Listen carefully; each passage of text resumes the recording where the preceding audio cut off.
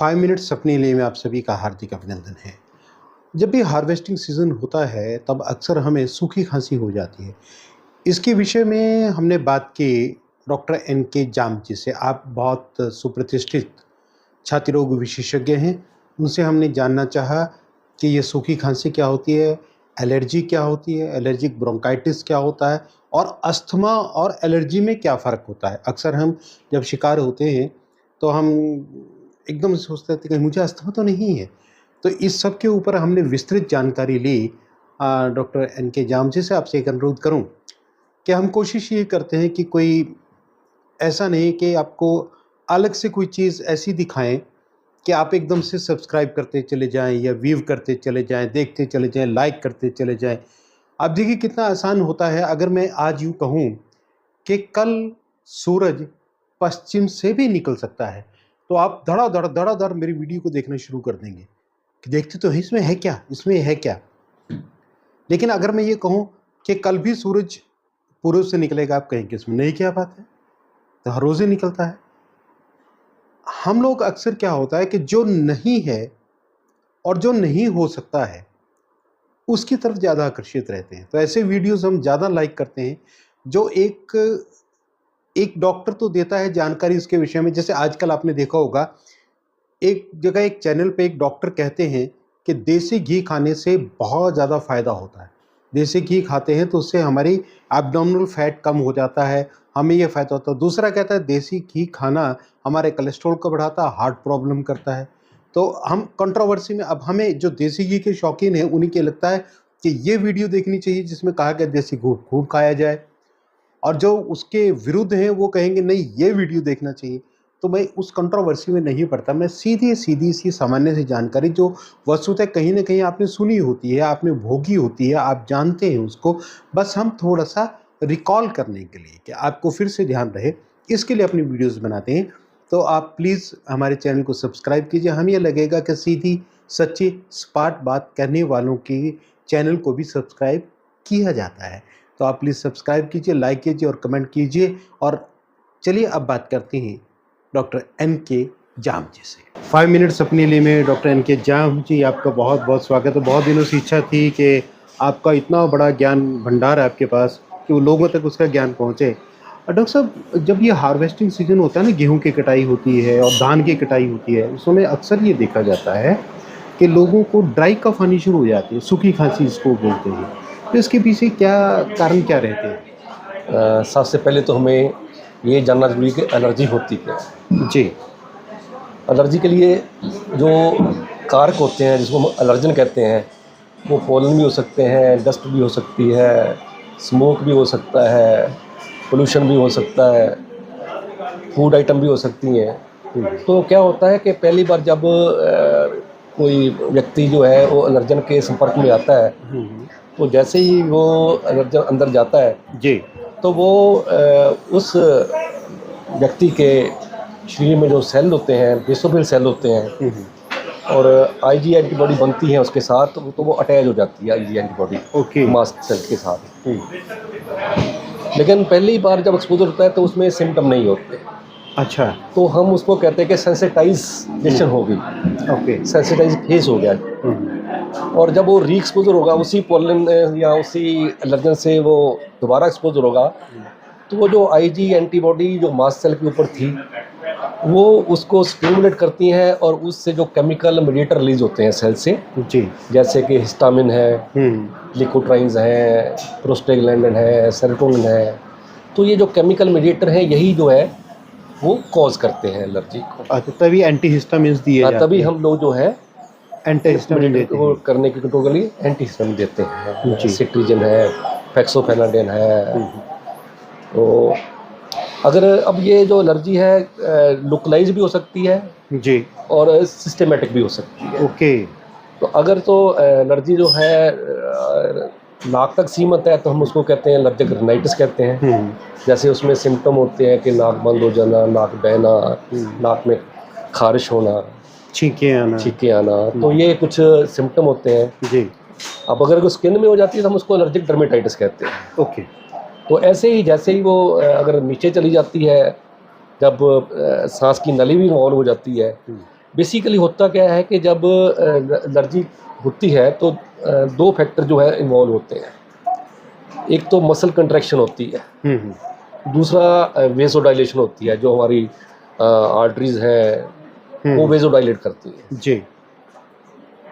तो इसका कारण जो है सांस की नली जो है उसका स्पाज्म हो जाता है। Okay okay okay. स्पाज्म होगा तो मरीज को जो है सांस लेने में दिक्कत आएगी। जब वो सांस छोड़ेगा तो खड़खड़ाहट की आवाज़ आएगी, छाती में व्हीजिंग साउंड आएगी। तो स्पाज्म का मतलब डॉक्टर साहब, इसका मतलब वो स्पाज्म हो के उसका ल्यूमन थोड़ा सा शॉर्ट ल्यूमन हो जाए, टाइट, जो कि मसल जो है वो उसका सुराख कंट्रैक्ट हो गए हैं ना, राइट जी। तो उसके लिए जो है कई बार क्या है कि सिस्टमिक जब रिएक्शन होता है, जैसे हम एनाफ्लेक्सिस कहते हैं, कई बार एलर्जन इतना ज़्यादा वो एलर्जी करता है जी। कि इवन जो है वो इतना वेसोडाइलेशन हो जाता है कि पेशेंट का बीपी भी गिर जाता है। उसको हम एनाफ्लेक्सिस कहते हैं। तो that is life threatening.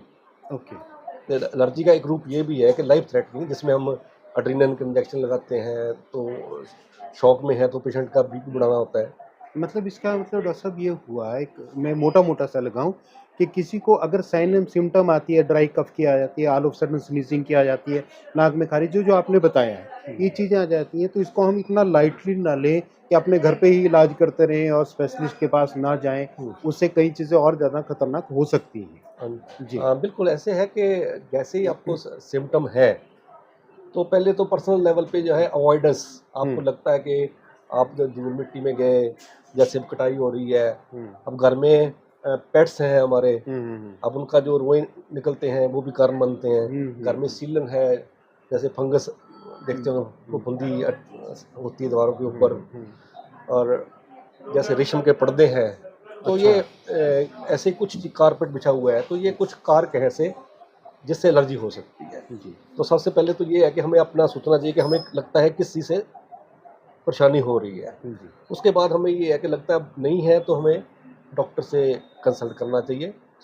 Doctor पहले आपकी पूरी हिस्ट्री लेगा, डिटेल में हिस्ट्री लेगा। उसके बाद कुछ टेस्ट होते हैं, जैसे आईजीई टेस्ट करते हैं हम लोग। एक स्किन क्या होता है, स्किन प्रिक टेस्ट होता है, एसपीटी। उसमें जो है हम डिफरेंट एलर्जन जो है वो पेशेंट को जो है इंट्राडर्मली देते हैं, ओके। और फिर हम मेजर करते हैं कि कितना उसका क्लियर हुआ है। ठीक तो है। उस हिसाब से हम पॉजिटिव और नेगेटिव डिसाइड करते हैं। तो फिर उसके बाद ये है कि अगर लगता है हमें कि हमें कुछ फाइंडिंग आ रही है पॉजिटिव की, तो उसके बाद फिर इम्यूनोथेरेपी होती है। बेसिकली क्या है कि हमारा इम्यून सिस्टम जो है वो रिस्पॉन्स कर रहा है, एग्जैगरेटेड रिस्पॉन्स दे रहा है। ओके। अब कोई हम बैठे हैं, किसी को जो एलर्जन जाके वो ज़्यादा रिस्पॉन्स कर रहा है तो नॉर्मल चीज़ है हमारे एटमॉस्फेयर में, लेकिन वो उस आदमी की जो है रिस्पॉन्स, जो इम्यून रिस्पॉन्स है वो एग्जैगरेट हो गई है। अच्छा, मतलब एक आदमी को तो हो रहा है, एक को नहीं हो रहा है, तो उसकी जो उसको भी इम्यून ठीक। रिस्पॉन्स है वो एग्जैगरेटेड हो गई ठीक है। है। ये क्वेश्चन मैं आपको बाद में पूछने वाला था कि क्या करने के मुझे हो रहा है लेकिन उसको नहीं हो रहा है, तो सर जो नहीं। एग्जैगरेटेड रिस्पॉन्स है उस इम्यून Exactly. सिस्टम की, तो उसके लिए फिर इम्यूनोथेरेपी होती है, सबलिंगुअल इम्यूनोथेरेपी होता है, जिसमें हम ड्रॉप्स देते हैं, इंजेक्टेबल भी देते हैं। अब कितना टाइम चलेगा डिपेंड करता है, उसके सिम्टम पे डिपेंड करता है। डॉक्टर साहब एक चीज़ और जानना चाह रहे थे कि जैसे कि बहुत खांसी की और उसके बाद यूँ करके उसको सांस लेना पड़ रहा है, जिसमें बच्चे भी आ जाते हैं, बड़े भी आ जाते हैं, आजकल तो बच्चों को बहुत ज़्यादा ये हो रहा है। हाँ, तो उस कंडीशन को हम क्या कह सकते हैं कि क्या है वो कंडीशन? और देखो, वो प्रोडक्टिव कफ नहीं है, कफ नहीं निकल रही है, कोई कुछ नहीं हो रहा, लेकिन वो खांसी बच्चा कर रहा है या बड़े कर रहे हैं और फिर यूँ करके सांस लेना पड़ता है, तो वैसे तो ये है कि एलर्जिक कफ में मोस्टली ड्राई कफ ही होती है। जी। दूसरा ये है कि इरिटेशन होती है, थोड़ा सा एक टेंडेंसी होती है, कफ रिफ्लेक्स यही होती है कि कोई हमारे अंदर कोई एलर्जन गया है तो बॉडी की कोशिश रहेगी उसको बाहर निकालना है। बाहर जी। तो ये कफ प्रोटेक्टिव होती है, ऐसी बात नहीं है कि इसका कोई तो मतलब ये सिर्फ दुश्मन नहीं दुश्मन होती, ये नहीं है दोस्ती कि का भी काम दोस्ती करती का है। भी काम करते हैं कि उसको वो बाहर निकाल लेगी। बाहर निकाल। तो इसके लिए ये है कि हमें लगता है, अगर हमें लगता है कि हो सकता है इसको सांस की तकलीफ हो, तो उसके लिए फिर हमारे स्पायरोमेट्री होती है, जी। लंग फंक्शन देखते हैं हम, ठीक है जी। उसमें उसकी कितनी कैपेसिटी है पीईएफआर वगैरह भी देखते हाँ हैं। जी, जी, FEV1 जी। PEFR हाँ, देखते हैं। हाँ जी। तो कुछ उससे क्लियर हो जाता है कि सांस की नली में अगर कोई जकड़न है, तो वो उस रिपोर्ट के हिसाब से। तो आजकल नीडर्स हैं उसके लिए। लेकिन ये है कि जैसे छोटे बच्चे हैं तो पेरेंट्स बड़े घबरा जाते हैं, हाँ, एकदम बहुत ज़्यादा बहुत पैनिक हो जाते पैनिक हो जाते हैं कि हैं। ये नीडर क्या दे दिया। हुँ, लेकिन ये इतनी कम मात्रा होती है, माइक्रोग्राम में होता है। हाँ। इन्हेलर कोई हैबिचुअल नहीं है कि वो हैबिचुअल ही रहेगा बच्चा, जब उसके अंदर इम्यूनिटी क्रिएट हो जाएगी तो वो छूट भी जाएगा। बिल्कुल, बिल्कुल। लेकिन जब भी देना हो तो सबसे सेफ जो है, अब सेफ हम है और with the advice of specialist, हाँ, स्पेशलिस्ट की क्योंकि हम एडवाइस। कोई टैबलेट लेते हैं तो पहले वो मुँह में गई, फिर पेट में गई, फिर सारे ब्लड में घूम के काम किया उसने। वो काफ़ी टाइम तो लेगी। वो एक तो टाइम लिया, एक सब जगह नुकसान किया, हुँ। क्योंकि सर्कुलेट हो रही ब्लड में उसने कई सिस्टम इन्वॉल्व हो गए सारे थे। जगह। अब ये इन्हेलर तो लेते हैं हम, तो जैसे ही हमने इन्हेलर लिया, कुछ तो फेफड़े में गया, कुछ पेट से निकल गया, तो ब्लड में ना के बराबर जाता है। और नेबुलाइज़ करो सो, सब एक चीज़ है, चाहे वो नेबुलाइज़ करें, चाहे वो चाहे हम इन्हेलर इन्हेलर लें। लें, चाहे हम रोटा ठीक, कैप लें, तो चीज़ एक ही है। अब ये प्रेगनेंसी में जो है हम इसलिए सेफ कहते हैं इसको, क्योंकि ये इन्हेलर जो है ब्लड में तो जा नहीं रहा। जब ब्लड में नहीं जा रही, इसकी कोई मात्रा नहीं जा रही, तो इसलिए ये बच्चे के लिए भी सेफ है, माँ-बाप बच्चे दोनों के लिए सेफ, बच्चा दोनों सेफ है इसमें। अच्छा, दरअसल एक चीज़ और थी कि कई बार ना डॉक्टर के पास जाते हैं, हमें ये प्रॉब्लम हो जाती है, हम जाके सीधा एक क्वेश्चन करते हैं कि मुझे अस्थमा तो नहीं हो गया, यानी कि दमा तो नहीं हो गया? तो वो डिफरेंशिएशन दमे के साथ कैसे कर सकते हैं हम? एक तो वो हिस्ट्री है ही है हुँ, हुँ। कि आपको कब-कब होती है ये नहीं, साइन प्रॉब्लम। एंड सिम्पटम वो तो हिस्ट्री पेशेंट बताएगा, हाँ जी। लेकिन वो घर पे उसका ऐसा क्या साइन होता है या सिम्पटम होती हैं, इससे ये पता लगे कि एकदम वो पैनिक हो जाता है कि मुझे अस्थमा तो नहीं हो गया? तो हाँ जी, वो सिम्पटम जैसे वो कफ आना, कफ के साथ जो व्हीजिंग साउंड भी है, जी। अच्छा, और वो ऑस्कल्टेट करना होता नॉकटर्नल है। कफ ज़्यादा हो रही है, हुँ, हुँ। लंबी चल रही है कफ, कई ठीक दिन है। हो गए हैं। एक्सपेक्टोरेशन होती है, बाहर निकलती है तो कफ। उसमें ये है कि फिर वो वही स्पायरोमेट्री जो हम कहते हैं लंग फंक्शन कर रहे हैं, उसके बाद ही हम बोल सकते हैं कि जो सांस की जो है कितनी दिक्कत है। या एक्स-रेज़ वगैरह के साथ में एक्सरे कुछ? में तो हम ज़्यादा ये होता है कि कोई निमोनिया, टीबी हुँ, का ज़्यादा देखना होता है हमने, कोई फंगस इन्फेक्शन तो नहीं है या कोई कैंसर का तो नहीं है, लेकिन फेफड़े के फंक्शन के बारे में जो है वो स्पायरोमेट्री ही ज़्यादा काम करती डिपेंड है। करता है, उसके ऊपर करता है। तो आप डॉक्टर साहब फिर भी हमारे जो देखने वाले हैं, उनको क्या एडवाइस करेंगे कि सामान्य रूप से जब भी ये आपने वैसे हालाँकि बताया कि जैसे ही ये हार्वेस्टिंग सीज़न आता है या हमें जिस चीज़ से एलर्जी है धूल-मिट्टी से, तो हम अपने आप को ढक के रखें और पीछे कोरोना पीरियड आया था तो उसने मास्क लगाना तो सिखा दिया था, बिल्कुल। तो उससे भी कुछ हद तक बचा जा सकता है। हाँ, तो उसमें खान-पान में क्या ऐसा रखें कि जिससे खान-पीन में ये है कि जैसे बाहर का खाना है, ये जंक फूड है, हुँ, क्योंकि उसमें प्रिजर्वेटिव होते हैं, जी, जो एक बड़ा कारण है एलर्जी का। पैक्ड फूड्स, पैक्ड फूड्स हैं जो, कोल्ड और ड्रिंक्स का क्या है दरअसल? कोल्ड ड्रिंक है, सारे ये ट्रिगरिंग है। हुँ, तो दूसरा ये है कि आप जब ऐसा मौसम होता है तो अपने घर की जो है जाली खिड़कियाँ बंद रहनी चाहिए, जी। और कोशिश करें कि बाहर कम से कम निकलें इस दौरान। अच्छा, बाहर का एक्सपोज़र कम हो। जाएं भी तो मास्क लगा के जाएं। हुँ, दूसरा ये है कि पानी की मात्रा अच्छी रखें, हाइड्रेट करें अपने आप को। जी। और ये है कि जिसको लगता है कि आपको इस चीज़ से है, self experience is the best experience, कि नेचुरली मैंने ये जी। खाया तो मुझे प्रॉब्लम हुई। हाँ, वो पर्सन टू पर्सन तो वेरी करता हाँ है। जी, तो वो उसको फॉलो करें, हुँ, और थोड़ी प्रॉब्लम है तो डॉक्टर से कंसल्ट करें। जी। और ये नहीं कि हर चीज़ जो है अपने आप खुद ही काउंटर से ले ली और खा ली, कई बार डॉक्टर साहब मेडिसिन ऐसा काउंटर से। होता है कि कोई ये कह देता है कि जी मैंने तो ये दवाई खाई थी, मुझे तो इससे आराम हो गया था, तू भी ये खा के देख ले।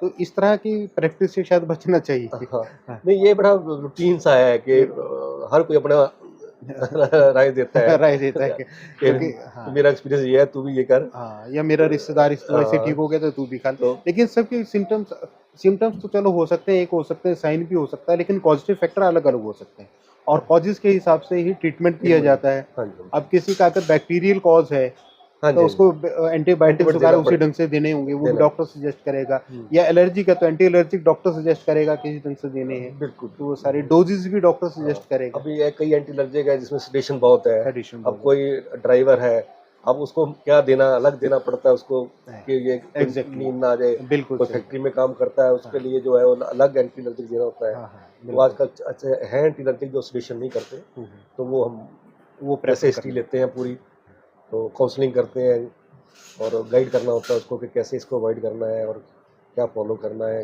हेल्दी लाइफ़स्टाइल, हुँ, लाइफ़स्टाइल मॉडिफ़िकेशन, ये जी। बहुत ज़रूरी है। तो डॉक्टर साहब आपका बहुत-बहुत धन्यवाद। आपने अभी डॉक्टर साहब ने डॉक्टर एन के जाम जो जाने-माने हमारे कुरुक्षेत्र के छाती रोग विशेषज्ञ हैं, एक बहुत बड़ा अनुभव इनके साथ। और ये वो डॉक्टर हैं जो एक एथिकल डॉक्टर जिनको माना जाता है, आइडियल डॉक्टर।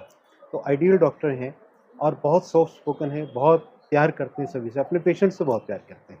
तो मेरी बड़ी इच्छा थी कि अपने दर्शकों के लिए डॉक्टर साहब से ज़रूर राय लें। तो आई होप कि आप लोगों की बहुत सारी चीज़ें क्लियर हो गई होंगी। डॉक्टर साहब आपको बहुत-बहुत थैंक यू। धन्यवाद।